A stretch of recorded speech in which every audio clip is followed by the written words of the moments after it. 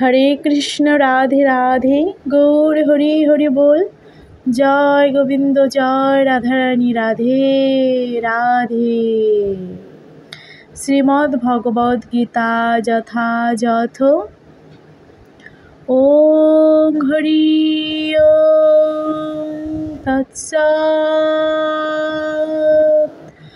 ওম নমো ভগবতে বাসুদেবায়। ওম নমো ভগবতে বাসুদেবায়। ওম নমো ভগবতে বাসুদেবায়।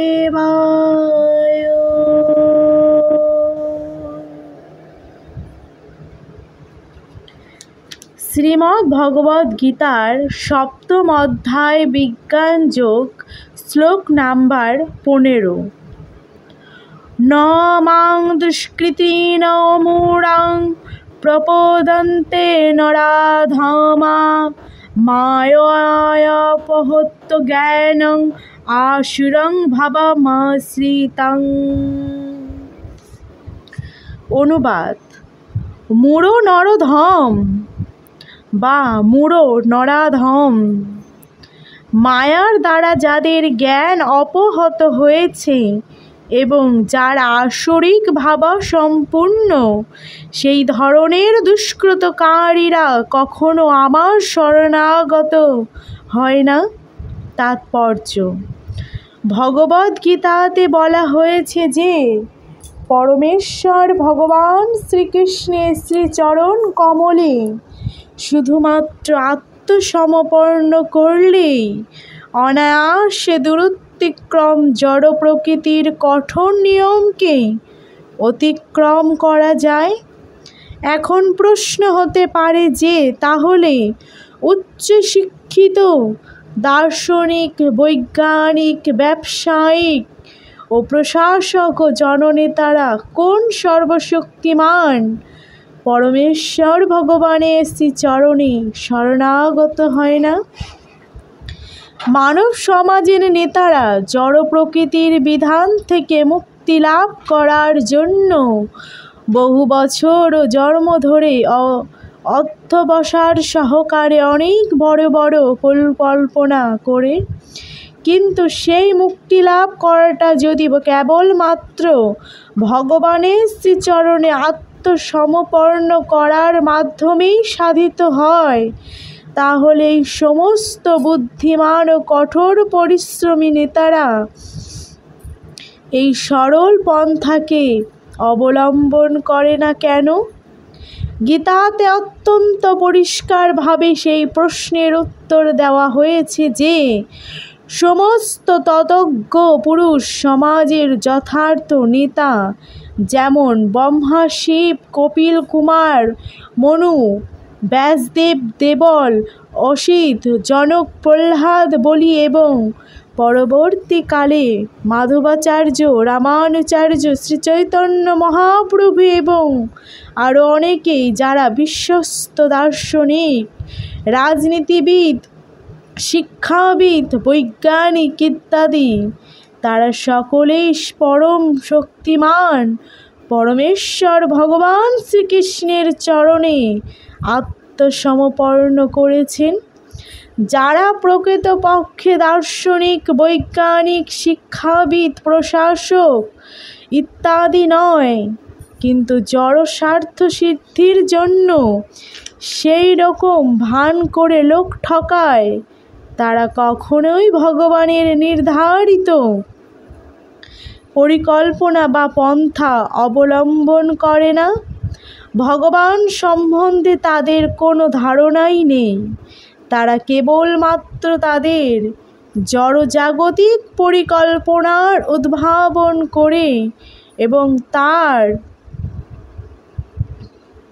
কেবলমাত্র তাদের জড় জাগতিক পরিকল্পনার উদ্ভাবন করে এবং তার ফলে জগতের সমস্যা লাঘব করার পরিবর্তে এদের ব্যর্থ প্রচেষ্টার মাধ্যমে তা আরও জটিল করে তোলে। কারণ জড় প্রকৃতি এতই শক্তিশালী যে তা নাস্তিক নেতাদের সব রকম স্বাস্থ্য বিরোধী পরিকল্পনাগুলি রোধ করে এবং যোজনা পর্ষদগুলির জ্ঞানের দম্ভ নস্যাৎ করে দেয়। নাস্তিক পরিকল্পনাকারীদের এখানে দুষ্কৃতয়ন বা দুষ্কৃতকারী বলে বর্ণনা করা হয়েছে। প্রশংসনীয় ভালো কাজকে বলা হয় কৃতী। নাস্তিক পরিকল্পনাকারীরা অনেক সময় খুব বুদ্ধিমত্তা সম্পূর্ণ দক্ষ হয়, কেননা যে কোনো বড় পরিকল্পনা তা ভালোই হোক বা খারাপ হোক সম্পাদন করতে হলে বুদ্ধির প্রয়োজন হয়। কিন্তু ভগবানের পরিকল্পনার মিথ্যাচারণ করার জন্য নাস্তিক পরিকল্পনাকারীদের বুদ্ধিকে ব্যবহার করা হয় বলে তাদের দুষ্কৃতী বলা হয়, অর্থাৎ তাদের বুদ্ধি ও প্রচেষ্টা ভুল পথে চালিত হচ্ছে। ভগবদ্গীতাতে স্পষ্টভাবে বলা হয়েছে যে জড়শক্তি সম্পূর্ণভাবে ভগবানের নির্দেশ পরিচালিত হয়, তার কোনো স্বতন্ত্র ক্ষমতা নেই।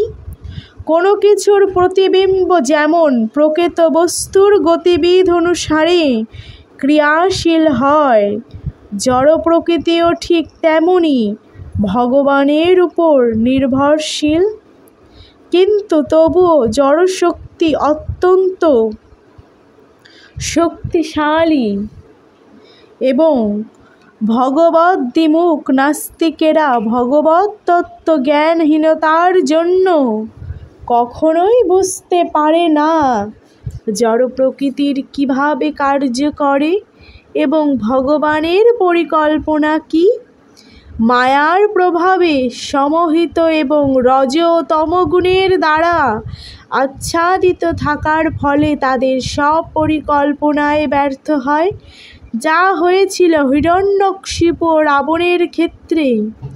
যদিও তারা জাগতিক বিচারে বৈজ্ঞানিক, দার্শনিক, শিক্ষাবিদ ও প্রশাসকদের মতোই জ্ঞানী ছিল, কিন্তু ভগবানের ইচ্ছায় তাদের পরিকল্পনাগুলি ধূলিসাৎ হয়ে গিয়েছিল। এই সমস্ত দুষ্কৃতিকারীদের 4টি ভাগে ভাগ করা যায়, যাদের সম্বন্ধে নিম্নে বর্ণনা করা হয়েছে। 1. মীর হচ্ছে তারা যারা লজ্জাজনকভাবে কঠোর পরিশ্রমী ভারবাহী পশুর মতো মূর্খ। তারা সব সময় তাদের নিজেদের পরিশ্রমের ফল নিজেরাই ভোগ করতে চায়, তাই তারা শ্রী ভগবানকে তাদের কর্ম উৎসর্গ করতে চায় না। গাধা হচ্ছে ভারবাহী পশুর শ্রেষ্ঠ উদাহরণ। এই নিরীহ পশুটি তার মনিবের দ্বারা কঠোর পরিশ্রম করতে বাধ্য হয়। গাধা জানে না সে কার জন্য দিনরাত এমনভাবে খেটে চলেছে। একটুখানি ঘাস খেয়ে উদর পূর্তি করে মনিবের হাতে মার খাওয়ার আতঙ্কে একটুখানি ঘুমিয়ে ওঠে এবং বারবার গর্দভীর লাথি খাওয়ার ঝুঁকি নিয়েও তার যৌন ক্ষুধার তৃপ্তি করে সে সুখী থাকে। গাধা মাঝে মাঝে কবিতা আবৃত্তি করে জীবন দর্শন আওড়ায়, কিন্তু তার রাসভোনাদ কেবল অন্যদের বিরক্তি উৎপাদন করে। মীর সকাম কর্মীরা অবস্থাও ঠিক এই গাধার মতো। যে জানে না কার জন্য তার কর্ম করা উচিত, সে জানে না যে কর্ম করার প্রকৃত উদ্দেশ্য হচ্ছে যজ্ঞ, অর্থাৎ ভগবানের প্রীতিবিধান করা।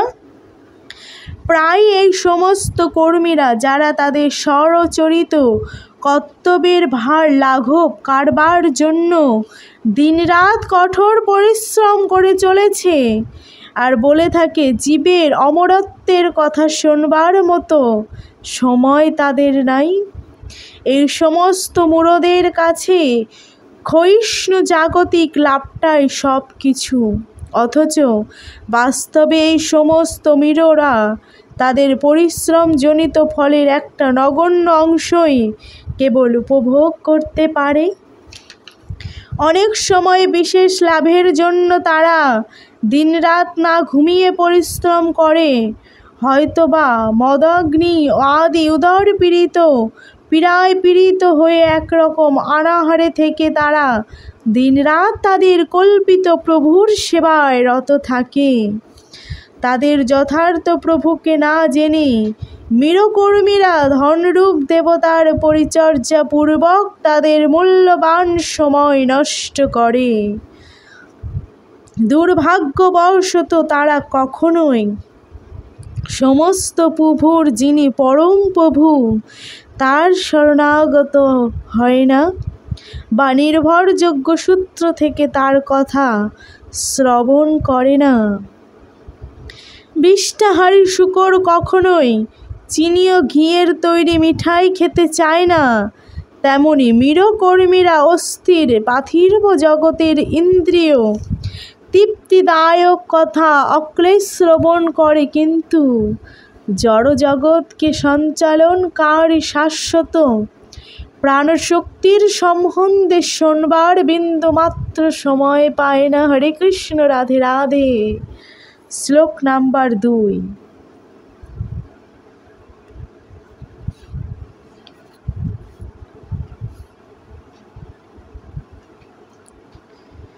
আর এক শ্রেণীর দুষ্কৃতকারীদের বলা হয় নরধম, অর্থাৎ তারা সব থেকে নিকৃষ্ট স্তরের মানুষ। নর বা মনুষ্যকুলের মধ্যে অধম বা নিকৃষ্ট অনেক বহু বছর যোনি বা বিভিন্ন জীবের মধ্যে 84 লক্ষ যোনি বা মনুষ্য জীবনের মধ্যে অসংখ্য নিম্ন শ্রেণীর মানুষ আছে, যার অধিকাংশই অসভ্য। সভ্য মানুষ তারাই যারা বিধিনিষেধ অনুকূলে সামাজিক ও রাজনৈতিক ও ধর্মীয় জীবন যাপন করে ধর্মীয় অনুশাসনের দ্বারা পরিচালিত হয় না, তাদের নরধম বলে গণ্য করা হয়। ভগবানকে বাদ দিয়ে কখনো কোনো ধর্ম হয় না, কারণ ধর্মের পথ অনুসরণ করার উদ্দেশ্য পরম তত্ত্ব এবং তার সঙ্গে মানুষের নিত্য সম্পর্কে বিষয়ে অবগত হওয়া। গীতাতে পরমেশ্বর ভগবান স্পষ্টভাবে উল্লেখ করেছেন যে তার ঊর্ধ্বে ক্ষমতাশালী আর কেউ নেই এবং তিনি পরম সত্য। সভ্য মানব জীবনের উদ্দেশ্য হচ্ছে পরম সত্য বা সর্বশক্তিমান পরমেশ্বর ভগবান শ্রীকৃষ্ণের সঙ্গে মানুষের নিত্য সম্পর্কের লুপ্ত চেতনার পূর্ণ জাগরণ করা। মনুষ্য জীবন রূপ এই সুযোগের সদ্ব্যবহার যে করে না, তাকে নরাধম শ্রেণীভুক্ত করা হয়। শাস্ত্রের মাধ্যমে আমরা জানতে পারি যে শিশু যখন মাতৃগর্ভে থাকে, যে অবস্থাটি অত্যন্ত অস্বস্তিকর, তখন সে ভগবানের কাছে প্রার্থনাপূর্বক অঙ্গীকার করে যে এই অবস্থা থেকে মুক্ত হলেই সে তার সেবায় নিজেকে উৎসর্গ করবে। বিপদে পড়লে ভগবানের কাছে প্রার্থনা জানানো প্রতিটি জীবেরই স্বাভাবিক প্রবৃত্তি, কারণ ভগবানের সঙ্গে তার নিত্য সম্বন্ধ রয়েছে। কিন্তু প্রসব হওয়ার পরেই শিশু তার জন্ম যন্ত্রণার কথা ভুলে যায় এবং মায়ার প্রভাবে তার মুক্তিদাতাকেও ভুলে যায়। শিশুর অভিভাবকদের কর্তব্য সন্তানদের সুপ্ত দিব্য চেতনাকে পূর্ণ জাগরিত করা। ধর্মশাস্ত্র মনুস্মৃতিতে নির্দেশিত দর্শবিদ সংস্কারের উদ্দেশ্যে বর্ণাশ্রম পদ্ধতির মাধ্যমে ভগবৎ চেতনাকে পূর্ণ জাগরিত করা। তবে পৃথিবীর কোথাও এই পদ্ধতি কঠোরভাবে অনুসরণ করা হয় না, তাই আধুনিক যুগে শতকরা 99 জন মানুষই নরাধম। যখন সমগ্র জনগণই নরাধমে পরিণত হবে, তখন স্বাভাবিকভাবেই মায়ার প্রবল শক্তির প্রভাবে তাদের তথাকথিত শিক্ষা সম্পূর্ণভাবে অর্থহীন হয়ে পড়ে রবে। গীতার মানদণ্ড অনুসারে তিনি প্রকৃত পণ্ডিত, যিনি একজন বিদ্বান ব্রাহ্মণ, একটি কুকুর, একটি গাভী ও একটি হাতি ও একজন চণ্ডালকে সমদৃষ্টিতে দেখেন। সেটি প্রকৃত ভগবত ভক্তির দৃষ্টিভঙ্গি। পরমেশ্বর ভগবানের অবতার পরম গুরুরূপে অবতীর্ণ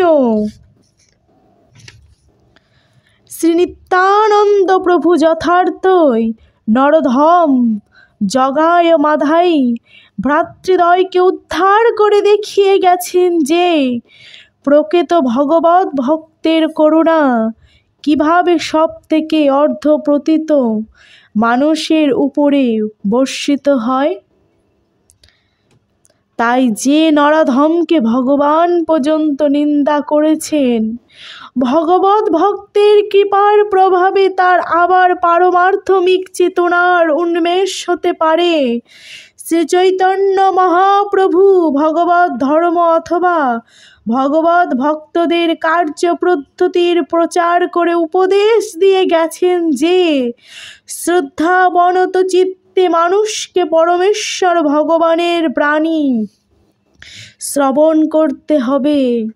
ভগবানের দেওয়া এই উপদেশের সারমর্ম হচ্ছে ভগবদ গীতা।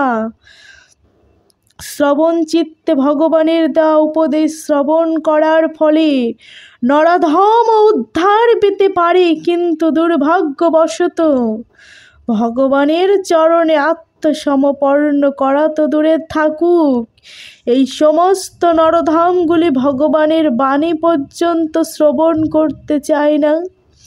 এভাবে নরধমেরা সবসময়ই মানব জীবনের পরম কর্তব্যকে ইচ্ছাকৃতভাবে অবহেলা করে। 3 নাম্বার, পরবর্তী শ্রেণীর দুষ্কৃতিকারীদের বলা হয় মায়ারূপ পহিত জ্ঞানং, অর্থাৎ মায়ার প্রভাবে যাদের পণ্ডিত্যপূর্ণ জ্ঞান অপহত হয়েছে। সাধারণত এরা অধিকাংশই খুব বিদ্বান হয়, যেমন বড় বড় দার্শনিক, কবি, বৈজ্ঞানিক, সাহিত্যক ইত্যাদি। কিন্তু মায়া শক্তি তাদের বিপদগামী করেছে, তাই তারা পরমেশ্বর ভগবানকে অবজ্ঞা করে থাকে। আজকের জগতে অসংখ্য মায়াপহত জ্ঞানং মানুষকে দেখা যায়, এমনকি অনেক ভগবদ গীতার পণ্ডিত এই শ্রেণীভুক্ত। গীতাতে সহজে সরল ভাষায় বলা হয়েছে যে শ্রীকৃষ্ণ স্বয়ং পরমেশ্বর ভগবান, তার সমকক্ষ বা তার থেকে মহৎ আর কেউ নেই। তাকে সমস্ত মানুষের আদি পিতা ব্রহ্মারও পিতারূপে বর্ণনা করা হয়েছে। বস্তুতং শ্রীকৃষ্ণকে কেবল ব্রহ্মারই পিতা বলা হয় না, তিনি সমস্ত জীবেরও পিতা। তিনি নির্বিশেষ ব্রহ্মের আশ্রয় এবং সমস্ত জীবের অন্তর্যামী পরমাত্মার উৎস। সমস্ত জীবের মধ্যে অবস্থিত পরমাত্মা তাঁরই অংশ, তিনি সব কিছুরই উৎস। তাই তার চরণাবিন্দে শরণাগত হওয়ার জন্য প্রত্যেককেই পরামর্শ দেওয়া হয়েছে। এই সব সুস্পষ্ট নির্দেশ থাকা সত্ত্বেও মায়াপহত জ্ঞানাং মানুষেরা ভগবানকে অবজ্ঞা করে এবং তাকে আর একজন সাধারণ মানুষ বলে মনে করে। তারা জানে না যে এই দুর্লভ মনুষ্য শরীর ভগবানের নিত্য চিন্ময় শ্রী বিগ্রহের অনুরূপে রচিত হয়েছে। মায়াপহত জ্ঞানাং শ্রেণীর দ্বারা গীতার গুরু পরম্পরার ধারা বহির্ভূত সম্পর্ক, সমস্ত প্রমাণ বর্জিত ব্যাখ্যা পরমার্থমিক উপলব্ধির পথে দূরতিক্রম নানা প্রতিবন্ধকের মতো হয়ে দাঁড়ায়।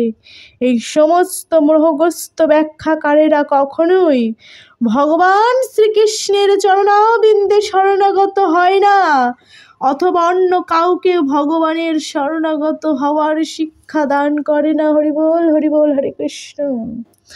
4 নাম্বার, সর্বশেষ শ্রেণী দুষ্কৃতকারীদের বলা হয় অসুরাং ভাবামিশ্রিতাং অথবা আসুরিক ভাবাপন্ন ব্যক্তিরা। এই ধরনের মানুষরা নির্লজ্জভাবে নাস্তিক। তাদের মধ্যে কেউ কেউ তর্ক করে যে পরমেশ্বর ভগবান কখনোই এই জড়জগতে অবতরণ করতে পারেন না।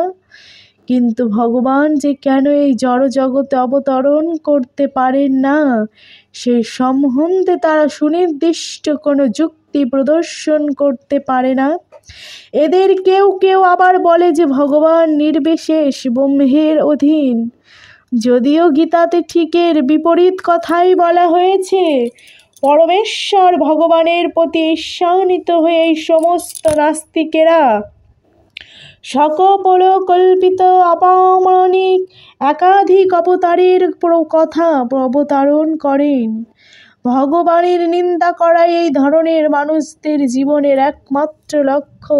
তাই তারা কখনোই শ্রীকৃষ্ণের চরণাবিন্দে শরণাগত হতে পারে না।